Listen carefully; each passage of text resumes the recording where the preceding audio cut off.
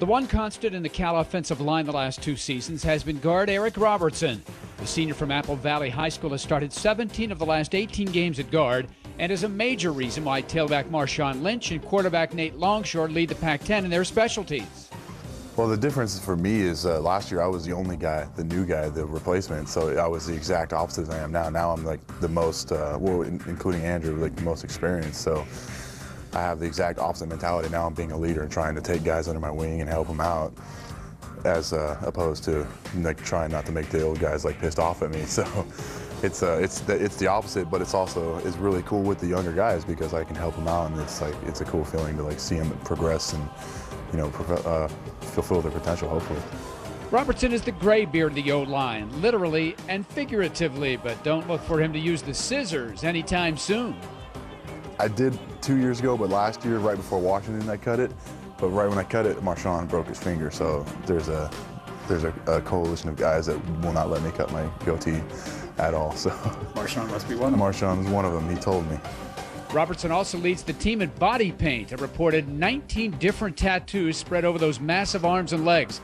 He's an eclectic personality with a passion for music, not your everyday top 40, but heavy metal, punk rock with a mix of Mozart. Yeah, music's my #1 passion. It started back in high school, like actually when I started playing at 15. And I mean, it's definitely taken kind of a back seat, like playing wise with sports in school, but my brother lives up here, and he's a really good, experienced guitar player, so me and him will still try to jam when we get a chance and stuff. And my girlfriend actually likes to sing, and so we're going to start doing a little bit of that and just having some fun with it. But I mean, that's something I'm looking into afterwards for sure. If music is his passion, football's not too far down the list. The 6'2", 315-pounder has been a rock up front, one of the first recruits of the Jeff Tedford era, and has seen the program rise from the basement to the penthouse of college football. I mean, that was one of the things when I committed back in high school. Everybody's like, "Why are you going to Cal? They're 1-10." I was like, "Well, we're getting a new coach, and all we can do is go up." And in my junior year in high school, we were 0-10, and my next year we went to the playoffs, and it was like a big turnaround. So I was actually coming into this program. I had that mentality of, well, we can just turn it around. I've done it before, so I've been a part of it and watched us just blow up, and it's been awesome. So, and being a part of it's even better. So.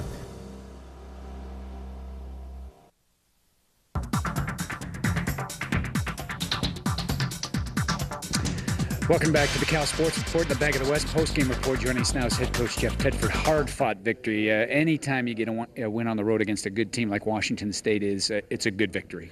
It is. We're fortunate to win today. Our defense really played well. We shot ourselves in the foot too many times offensively, and just wasn't consistent enough. Didn't play like us, and so. But it's great to get a win. You're right. Anytime you go on the road, especially at Washington State. I mean, we haven't won here since 1979, I heard, so it's nice to get that monkey off our back. Yeah, I guess the happiest guy in the squad has got to be Dog, because he's been here the longest as far as tenure is concerned. In fact, Marshawn Lynch said, Dog said he was in his 40s back in the 70s, so I'm not sure what that says about Dog, but that's pretty good.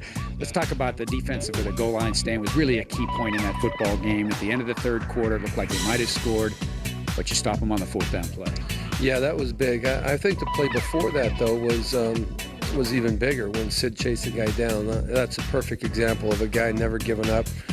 He ran from all the way across the field to catch him down there at the 3-4 yard line, something like that.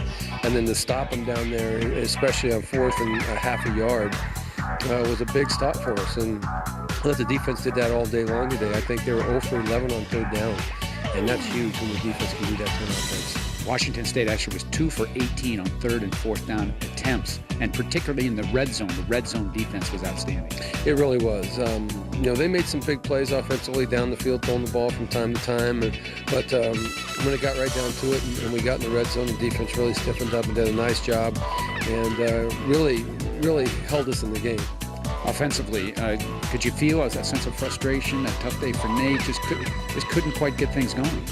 Yeah, we couldn't get in sync today for some reason. We had some illegal formations, we had some fumbles, some turnovers, things like that. It just it wasn't like us the way we've been playing, and so we'll go back next week and work hard and make sure we correct all those things. As you look at next week, head to Washington, a team that's maybe the surprise team in the league with regard to wins and losses, the way they've played so far, and a quarterback, Isaiah Stanback, that is improving as the season goes on. To talk about that challenge. Well, I haven't seen them play yet this year, so I don't really know, but I do know that Isaiah Stanback is very, very dangerous. He can throw the football. He's a big, strong guy who can really run it. And, they're a dangerous offense with him, and they play pretty solid defense, too. So we're going to have to bring our best game. There's no question about it that we're going to have a good week of practice and come prepared to play. All right, congratulations on the victory. We'll see you next week at Memorial Stadium. Thank you. All right, head coach Jeff Tedford. I'm Todd McKim. Thank you very much for joining us on the Bank of the West post-game report and the Cal Sports Report. We'll see you next week as the Bears take on the Washington Huskies.